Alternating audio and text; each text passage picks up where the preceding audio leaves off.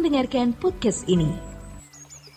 Saudara, salah satu ciri ya, kalau orang benar-benar mau menjadi kekasih Tuhan, begitu kita bangun tidur, kira-kira apa yang saudara pikirkan bisa menyenangkan saudara hari itu? Apa? Saudara begitu bangun tidur, apa yang saudara pikirkan yang akan bisa menyenangkan hati saudara? Misalnya tugas ini selesai, jalan-jalan ke tempat tertentu, kemarin baru beli suatu barang dan hari ini mau dioperasionalkan atau dinikmati. Apa? Jika kesenangan saudara itu tidak membuat Tuhan ikut senang, saudara itu punya benih-benih berkhianat kepada dia. Saudara punya benih-benih berkhianat kepada dia. Memang saudaraku, untuk orang Kristen yang baru, saya tahu memang sulit. Masih banyak kesenangan yang ada di dalam hidupnya. Ya, saya mengerti saudaraku. Saya tahu. Tetapi kita makin hari harus makin menggerus semua kesenangan-kesenangan yang itu membuat kita bisa bukan saja kurang memperhatikan Tuhan, tapi juga melupakan Dia. Ini saudaraku, ini masalah besar. Kalau untuk saudara yang sudah berumur, sudah ikut Tuhan lama, ya bukan soal berapa umurmu ya, umur 70 tahun tapi baru ikut Tuhan 3 tahun, ya masih kanak-kanak rohani. Tapi sejak kecil sudah Kristen, mestinya saudara sudah benar-benar mempertimbangkan bahwa apapun yang kita lakukan itu harus dipersembahkan bagi Tuhan. Seperti yang dikatakan di dalam firman Tuhan, saudara, baik kamu makan atau minum, lakukan semua itu untuk kemuliaan Allah. Ya, jelas. Makan, baik kau makan atau minum atau melakukan sesuatu yang lain, lakukan semua untuk kemuliaan Allah. Kalau saudara tidak mau dengar-dengaran, ya saudara tidak akan pernah bisa menjadi kekasih Tuhan, karena firman Tuhan jelas mengatakan demikian. Ya, baik kamu makan atau minum atau melakukan sesuatu yang lain, lakukan semua itu untuk kemuliaan Allah. Jelas. 1 Korintus 10 ayat 31. Jika engkau makan atau jika engkau minum atau jika engkau melakukan sesuatu yang lain, lakukanlah semuanya itu untuk kemuliaan Allah. Saya jujur ya, bertahun-tahun saya menjadi seorang pendeta. Selain saya melayani Tuhan, juga saya punya beberapa kesenangan. Bahkan ironis ya, pelayanan itu bisa menjadi kesukaan saya tanpa memperhatikan perasaan Tuhan. Sebab kalau saya aktif dalam pelayanan, saya bisa tampil depan jemaat-jemaat datang banyak, KKR atau bikin acara tertentu, lalu gempar, heboh, wah meriah. Kita punya kesenangan di situ, dan kita tidak memperhatikan perasaan Allah. Coba saudara, coba bisa begitu loh kita, begitu konyol kita saudara. Apalagi kita bangun tidur lalu waktu itu ya, wah hari ini aku mau beli sound system ini, wah nanti saya mau beli CD audio file yang bagus, wah saya akan menikmati atau apa, dan tidak memperhatikan perasaan Tuhan. Itu ciri-ciri itu ciri-ciri tanda-tanda orang yang mau berkhianat kepada Tuhan. Dan memang saya jujur sudah melakukan hal itu. Tetapi puji Tuhan, kemurahan Tuhan luar biasa. Aduh, Tuhan tegur saya, Tuhan ingatkan saya, tidak boleh begitu Eras. Saya bertobat saudara. Sudah bertobat juga perlu proses lagi. Jadi sekarang kita pertimbangkan baik-baik ya. Apa yang kita senangi hari itu? Apa yang akan membuat kita bahagia saat itu? Coba diteropong, kira-kira Tuhan ikut menikmatinya? Tidak. Tuhan senang atau tidak? Kalau tidak, jangan, saudaraku. Sudah banyak waktu yang kita gunakan untuk kesenangan kita sendiri. Ya, kita tidak tahu kapan dunia ini berakhir atau kapan kita meninggal dunia. Ya, ibu-ibu tolong ya, yang mau bertobat ya, yang nggak mau ya terserah ya. Yang mau nurut, ayo nurut. Yang nggak mau nurut, silahkan. Terserah, resiko ditanggung penumpang. Anda menanggung resiko hidup saudara sendiri. Tapi saya mau memilih ini, ya, dan mengajak orang untuk serius memilih ini, ya. Udah, kita pilih Tuhan saja, ya. Dia kebahagiaanku, dia kesenanganku. Jadi apapun yang ku senangi, apapun yang ku sukai, itu harus sesuatu yang benar-benar memang menyenangkan dan menyukakan hati Allah. Jika tidak, tidak ku ingini. Haleluya, saudaraku. Ya, jelas, amin? Jelas sekali. Supaya kita tidak, ya, diperbudak oleh sesuatu. Supaya kita tidak diperbudak oleh sesuatu. Supaya kita hanya dikuasai, dibelenggu, diikat oleh Tuhan. Engkau satu-satunya kebahagiaanku. Ini saudaraku. Saudara, untuk berjuang bisa menjadikan Tuhan kesukaan itu sudah luar biasa beratnya.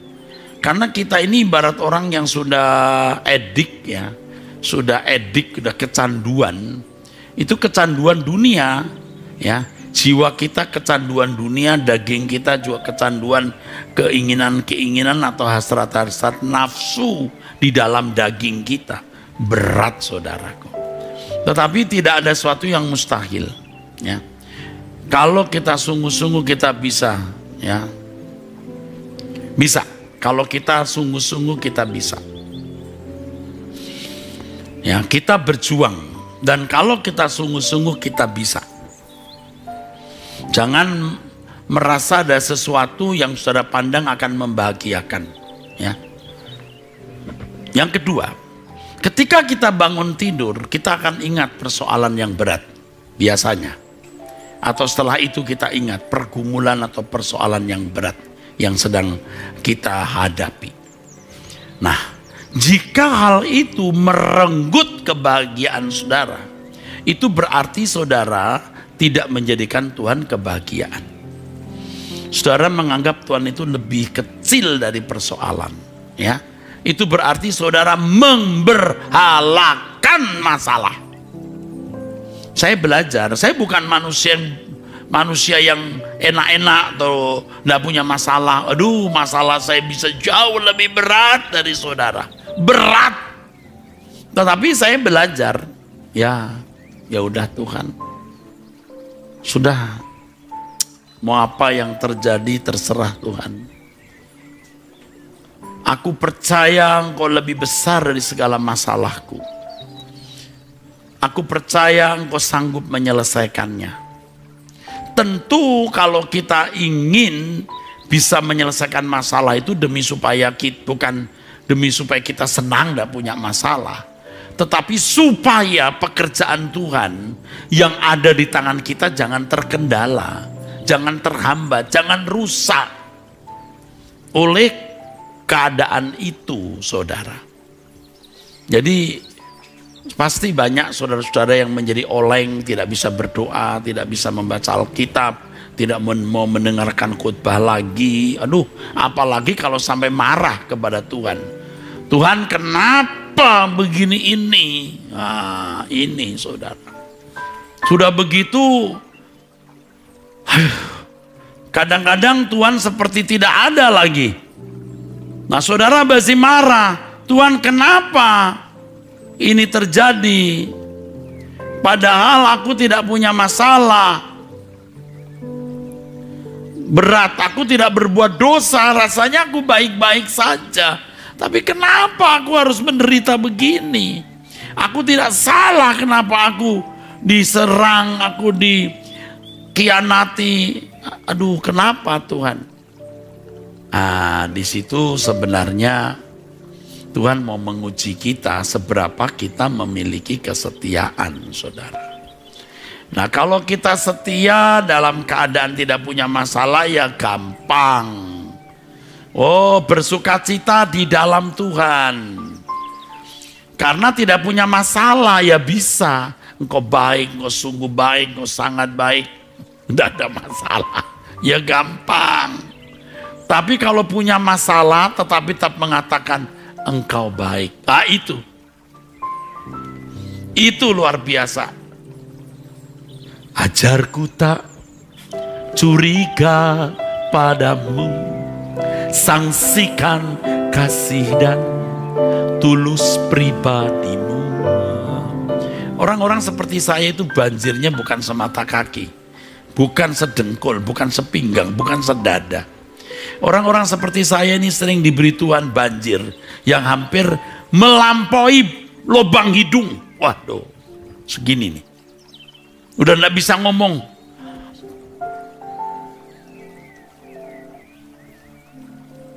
Kalau masih di bawah mulut masih bisa help, help, help. Seperti mapet. Tapi kalau sudah melewati mulut, nggak bisa teriak ke siapa-siapa, itu baru ujian. Nah, Tuhan mesti kasih kita itu keadaan-keadaan berat seperti itu. Karena mau menguji seberapa kita menjadikan Tuhan itu kebahagiaan dan tidak memberalakan masalah. Waduh, sering saya ketemu ibu-ibu yang dikit-dikit, "Pendeta, tolong masalah saya, Pak." Nanti ketemu lagi, begitu lagi. Aduh Bu, wis serahkan ke tangan Tuhan saja. Penuhi bagianmu, di luar bagianmu terserah Tuhan. Tapi Pak, Tuhan tidak tolong-tolong. Tuhan tidak pernah buru-buru dan Tuhan juga tidak pernah terlambat. Paham? Dia tepat waktu, saudaraku, ya. Jangan seperti Marta yang menyalahkan Yesus, ya, saudara saudara Lazarus, ya, yang itu, yang meninggal. Kalau Tuhan ada di sini, saudaraku tidak akan mati. Nah, Tuhan diomeli. Tuhan diomeli. Kalau mau jujur ngomong Tuhan bodoh sih. Tidak tahu timingnya. Loh, yang nggak tahu timing itu kamu, bukan Tuhan. Hah? Tuhan kalau ada di sini, saudara, saya tidak akan mati. Habis Tuhan sih terlambat. Tuh. Ini peristiwa pernah saya alami. Saya diminta mendoakan seorang sakit, masih muda, karirnya juga lagi naik di pelayanan. Pokoknya orang lagi naik karirnya. Muda, masih muda, baru menikah. Mamanya kenal baik saya, dia berkata, "Pak, tolong doakan anak saya." Oke. Tapi ini hari Minggu, kalau Minggu saya khotbah 6-7 kali. Tapi baiklah, saya akan sisipkan waktu setelah khotbah jam 11 dari Arta Gading, saya langsung pergi ke rumah sakit. Sampai di sana pas meninggal dunia. Waduh, ini sudah meninggal dunia masih di tempat itu. Waduh, teman-teman di sekelilingnya, istrinya nangis, mamanya ada di situ. Apa kata mamanya? "Pak Erasi datang terlambat." Wah, Tuhan jahat. Wah, dia bilang Tuhan jahat. Ini seorang aktivis loh. Tapi bukan aktivis Rehoboth, saudaraku. Itu aktivis gereja lain yang saya kenal. Ya, saya diam saja, saudaraku, bingung. Ya ada, saya bingung, saya tertegun di situ. Beberapa minggu kemudian, ibu datang ke gereja, dia minta maaf. "Oh, it's okay, Bu, it's okay. Ibu lagi begitu, saya ngerti, saya ngerti." Nah, Marta itu menyalahkan Yesus. Tuhan itu tidak buru-buru tapi juga tidak terlambat. Jadi kalau saudara punya masalah, kalau sudah menyerahkan dalam tangan Tuhan, percaya Tuhan akan campur tangan. pasti akan menolong pada waktunya. Kadang seperti Tuhan, terkadang ya, atau kita merasa Tuhan itu cuek. Kenapa Tuhan gak peduli dengan masalahku? Udah bertahun-tahun. Ya Bu, saya juga manusia seperti Ibu yang pernah punya masalah hidup. Sampai gemeter-gemeter gini loh Bu. Bangun di tengah malam, terbangun gemeter-gemeter, ingat masalah itu. Aku juga ngalamin Bu. Tapi kita bisa lewati. Ingat ya yang pertama, apa yang membuat saudara merasa bahagia? Coba renungkan, kalau Tuhan tidak ikut bahagia dengan apa yang membahagiakan engkau, itu tanda-tanda pengkhianatan. Yang kedua, ketika Anda punya masalah, Anda marah, Anda mencurigai Tuhan, Anda bersungut-sungut, waduh, ingat tuh, dalam 1 Korintus pasal 10, bangsa Israel tewas di padang gurun karena bersungut-sungut. Makanya tadi saya katakan ujian itu yang Tuhan berikan itu sampai tingkat tertentu itu bagi kita memang beda-beda ya. Beda-beda kapasitas pencobaannya. Tapi bisa seperti melewati mulut kita mau masuk lubang hidung kita. Sampai kita nggak bisa bilang help, help kepada siapapun. Kita hanya bisa menghadap Tuhan. Nah, kita belajar untuk menjadikan Tuhan kebahagiaan dalam keadaan seperti itu, saudaraku. Iya. Kita harus belajar percaya di tengah-tengah keadaan seperti itu, saudara. Oh saudara, tentu saya juga manusia seperti saudara yang melewati keadaan-keadaan yang pahit pada masa lalu saya. Dan saya juga kadang-kadang juga bisa kecewa, Tuhan kenapa ini terjadi?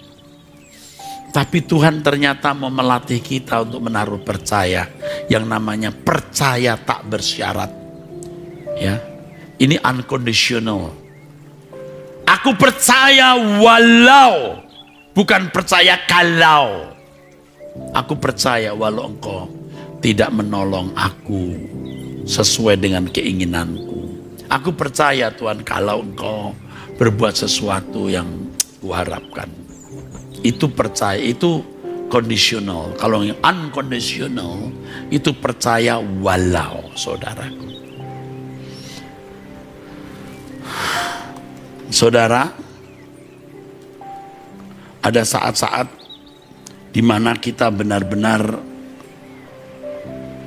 terpuruk, ya, terpuruk. Ya.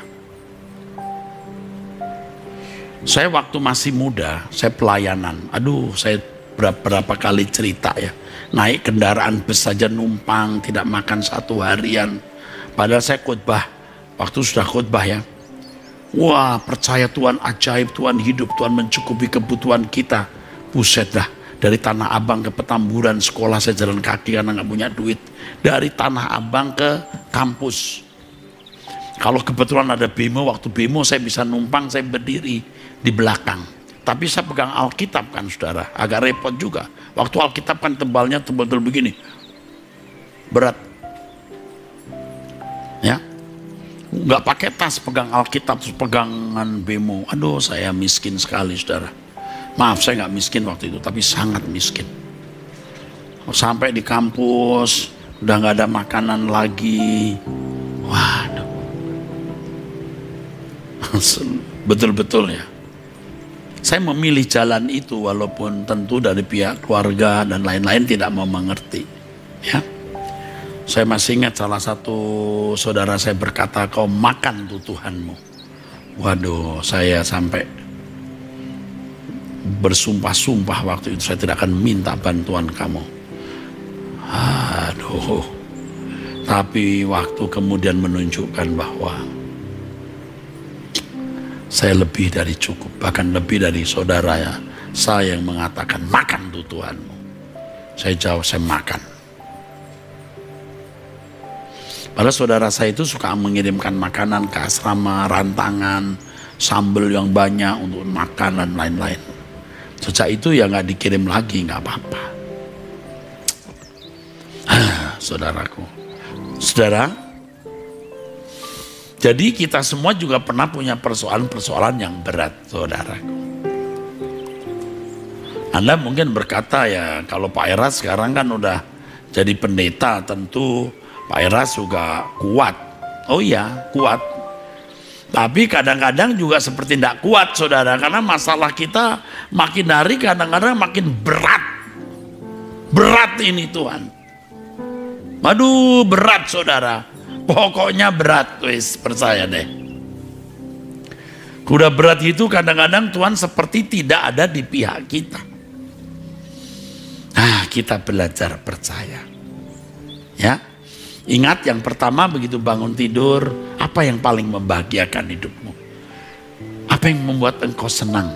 Dan jika sesuatu itu tidak membuat Tuhan juga menikmatinya, itu ciri-ciri orang mau berkhianat. 2, ketika kita bangun tidur, kita susah, apa yang menjadi masalah? Lalu kita mulai bersungut-sungut, atau paling tidak marah, atau maaf saya paling tidak kita bimbang. Tuhan, kenapa engkau buat aku begini? Kenapa Tuhan?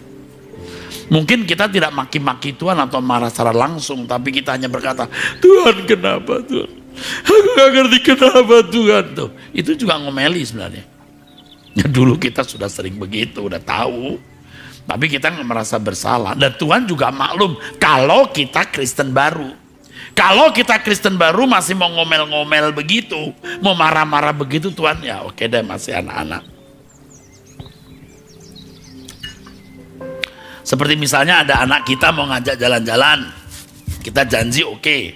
Besoknya lalu ada peristiwa huru-hara atau kebakaran atau karena kok wabah, lalu orang tua bilang, nggak usah ya nak, kita tunda dulu. Wah, anaknya marah, dipukul-pukul mamanya.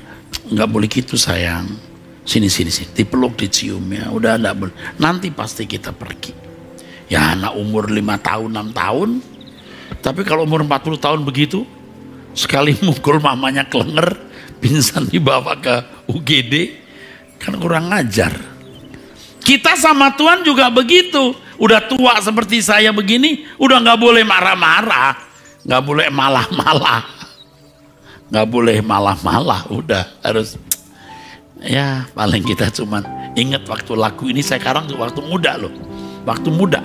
Hajarku tak curiga padamu, saksikan kasih dan tulus pribadimu, gitu loh. Udah belajar mempercayai Tuhan. Tapi ada satu lagu yang saya karang beberapa bulan belakangan ini. Ini lagu juga sebenarnya saya karang untuk diri saya sendiri, tapi juga lebih ke untuk banyak orang. Ya, kita harus jujur, kadang-kadang kita melewati hari-hari begitu. Tuhan tidak nyata, seakan tidak ada. Aduh, hatiku bertanya, Tuhan kau di mana? Ya, kalau jujur ada seruan itu. Aduh Tuhan, aku capek. Kalau tahu begini aku tidak mengambil keputusan ini. Kalau aku tahu begini aku tidak akan melakukan ini. Aduh Tuhan. Tapi itu bentuk kemarahan juga yang terselubung kepada Tuhan. Kalau aku tahu ini orang jahat begini, dulu aku tidak mau bareng dengan orang ini, aku tidak akan pernah memilih dia. Tapi kan gak boleh begitu. Tuhan Yesus juga memilih Yudas dan tidak mengharapkan Yudas jadi jahat. Tapi kalau kemudian dia jadi jahat, ya sudah, mau kata apa. Toh belum tentu juga jadi Yudas. Itu yang kedua. Yang ketiga, jadi ingat yang pertama, sesuatu yang membahagiakan, apa yang membuat saudara merasa sukacita. Kalau Tuhan tidak menikmatinya, ini tanda-tanda pengkhianatan. Kedua, persoalan berat apa yang membuat engkau kehilangan damai sejahtera, sukacita, engkau menjadi bersungut-sungut, marah, atau paling tidak meragukan Tuhan. Engkau tenggelam dalam duka cita. Mestinya apapun yang terjadi, kita belajar untuk bersukacita di dalam Tuhan. Ya, kita harus percaya bahwa Tuhan luar biasa. Ya, Ia sempurna dalam membentuk kita. Nah, saya diingatkanlah oleh Tuhan. Menurut saya Tuhan yang mengingatkan saya. Doa yang dulu sering saya ucapkan, sekarang saya ucapkan lagi. Dulu waktu kepepet, karena tidak pernah kepepet sampai tadi itu banjir sampai ini melewati mulut, sehingga jarang. Sekarang karena kita kepepet lagi, baru kita ingat doa itu. Tuhan, kalaupun aku harus hancur, aku hancur di tangan-Mu. Terserah Tuhan mau buat apa, ya. Lalu yang ketiga, saudaraku, kalau kita bangun tidur, kita merasa masih memiliki sesuatu, dan kita mulai berpikir, aku mau buat apa dengan sesuatu yang kumiliki. Itu tanda-tanda berkhianat kepada Tuhan. Wanita surgawi harus sadar bahwa semua yang dimiliki itu semua milik Tuhan. Dan mestinya kita tidak merasa memiliki. Jadi kita bangun tidur, kita merasa kosong saja. Bahwa semua yang kita miliki milik Tuhan. Tuhan, aku harus buat apa dengan yang ada padaku ini? Makin punya banyak itu tanggung jawabnya makin besar. Bukan makin banyak, makin mikir mau buat apa. Bisa buat apa saja kan? Ibaratnya makin banyak uang, banyak harta, sayapnya makin tinggi. Mau terbang kemana saja. Bahaya. Makanya ya, saya sih berani. Dan saya mengajak saudara juga berani berkata begini. Lebih baik aku tidak punya apa-apa, aku aman. Daripada punya banyak, bahaya. Tolonglah aku Tuhan. Lebih baik aku tidak punya apa-apa, aman. Daripada punya banyak, aku tidak aman. Ini kalau untuk saya, bahasanya begini. Lebih baik aku jadi pendeta biasa saja, tapi aman. Daripada jadi ketua sinode, ketua STT, jadi ketua ini, ketua itu, bahaya keadaanku. Nah, ini dia. Saya sudah sampai ke kesimpulan itu. Maka benar-benar Tuhan tahu saya tidak keberatan digantikan orang. Hanya karena belum ada yang menggantikan. Ya tentu saya bertanggung jawab melindungi, menjaga lembaga gereja sinode yang Tuhan percayakan. Kalau ada, saya berikan. Benar saya berikan. Udah capek saya, saudara. Capek ngurusin organisasi, saudara. Benar. Kita mau pulang. Sudah pamitan saya. Pamitan. Kita mau pulang, saudara. Jadi kita tidak ingin saudara rusak gara-gara kedudukan, pangkat, atau harta kekayaan itu. Jadi begitu kita buka mata, jangan berpikir aku buat apa dengan apa yang kumiliki. Untuk diriku, tapi apa yang harus kubuat untuk Tuhan. Ini yang penting. Ini yang harus kita lakukan. Aku harus lakukan apa dengan apa yang kumiliki. Aduh saudara, biar pendeta juga beberapa tahun lampau atau beberapa waktu yang lalu saya masih belum benar-benar mengerti hal ini. Aku punya banyak. Aku buat apa? Bahkan sekalipun itu untuk pelayanan, tapi di balik pelayanan itu ada agenda pribadi. Kita tidak tulus saja. Kita mau membumbungkan nama kita. Kita juga mau ikut mengibarkan bendera kita. Aduh Tuhan, aku salah Tuhan. Aduh aku keliru Tuhan, ampuni aku Tuhan. Sekarang apapun yang kulakukan Tuhan, biar itu untuk pekerjaan-Mu. Kalau sampai aku mau melakukan sesuatu hanya untuk kesenanganku, wah biar aku mati saja daripada hidup aku berkhianat kepadamu. Aduh Tuhan tolong ya.